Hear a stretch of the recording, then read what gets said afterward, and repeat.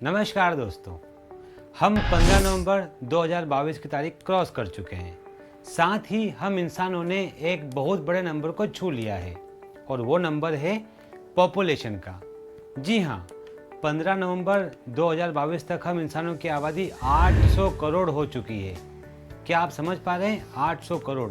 इस नंबर की वैल्यू क्या है मैं आपको बताता हूँ कि 18वीं सदी तक धरती की आबादी सिर्फ 100 करोड़ तक थी और सन 2020 में जाकर धरती पर महज 200 करोड़ लोग थे। सन 94 में दुनिया की आबादी पर केवल 5.5 अरब लोग थे। तब कैलिफोर्निया की स्टैनफोर्ड यूनिवर्सिटी के शोधकर्ता ने गणना की थी कि इंसान की आबादी का आदर्श आंकड़ा 1.5 से 2 अरब होना चाहिए। मगर आज 15 नवंबर 2022 तक हम होमो सेपियंस की आबादी 800 करोड़ हो चुकी है। अब डर क्या है कि क्या हमारी धरती इतना वजन उठा सकती है? जवाब है हाँ। सन 2012 में आए संयुक्त राष्ट्र रिपोर्ट के अनुसार हमारी धरती 8 अरब से लेकर 24 अरब लोगों तक का बोझ उठा सकती है। तो फिर प्रॉब्लम क्या है? जवाब है गांधी जी की कही एक बात में कि धरती पर सबकी जरूरत का सामान है मगर सबके लालच को पूरा करने जितना लायक नहीं। मतलब कुछ समझ में आया? मैं समझाता हूँ। यह तो तय है कि हमारी धरती का आकार बढ़ने से रहा। यहाँ मौजूद संसाधन भी अब बढ़ने वाले नहीं हैं, जैसे कि पानी या खेती के लायक ज़मीन। इसीलिए दुनिया भर के बुद्धिमान लोगों ने चेतावनी दी है कि बढ़ती आबादी इंसानों के अस्तित्व के लिए सबसे बड़ा खतरा है। फिर भी भारत और पाकिस्तान जैसे ज़्यादा आबादी वाले देश की पॉपुलेशन से धरती के इकोसिस्टम को कोई प्रॉब्लम नहीं है। मतलब कि इन देशों की आबादी बढ़ने से धरती के संसाधन पर बहुत बोझ नहीं बढ़ रहा है। इसका कारण ये है कि इन देशों में ज़रूरत की चीज़ों की खपत बहुत कम है। यहाँ रहन सहन बहुत खर्चीला नहीं है। यहाँ के लोगों की लाइफ स्टाइल ऐसी है जिससे कार्बन डाइऑक्साइड यानी CO2 गैस और दूसरी ग्रीन हाउस गैस बहुत ज़्यादा नहीं बनती। उदाहरण के लिए अगर प्रति व्यक्ति के हिसाब से हम कार्बन डाइऑक्साइड उत्सर्जन का आकलन करें तो भारत इसमें बहुत पीछे आता है, जबकि दुनिया के बड़े पापा कहे जाने वाला सबसे विकासशील देश अमेरिका इस मामले में सबसे आगे है। मतलब कि एक अमेरिकन एक साल में 16 मीट्रिक टन कार्बन डाइऑक्साइड का उत्सर्जन करता है।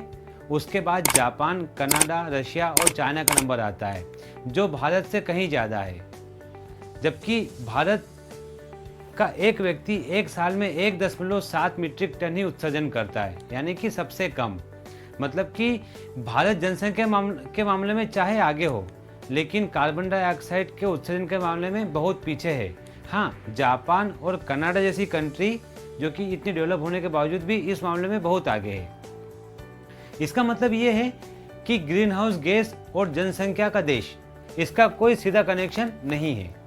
लेकिन हाँ, जनसंख्या बढ़ना किसी भी देश की इकोनॉमी के लिए बहुत खतरनाक है और हम भारतीय इस खतरे की लाइन को कब का क्रॉस कर चुके हैं और न चाहकर भी अगले साल यानी कि 2023 तक हम दुनिया के सबसे ज़्यादा आबादी वाले देश बन जाएंगे, जो कि हमारी आने वाली पीढ़ी के लिए बहुत बड़ी मुसीबत होगी।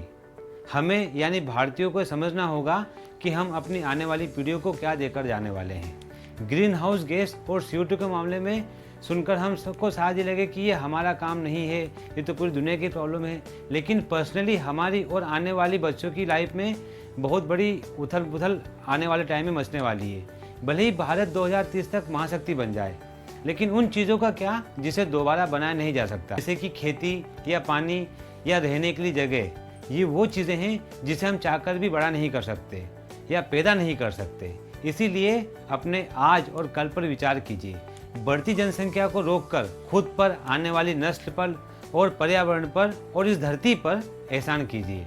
वैसे ज़्यादा आबादी के क्या नुकसान है, इसका अगर आपको ट्रेलर देखना है तो भारत की राजधानी दिल्ली जाकर देखिए।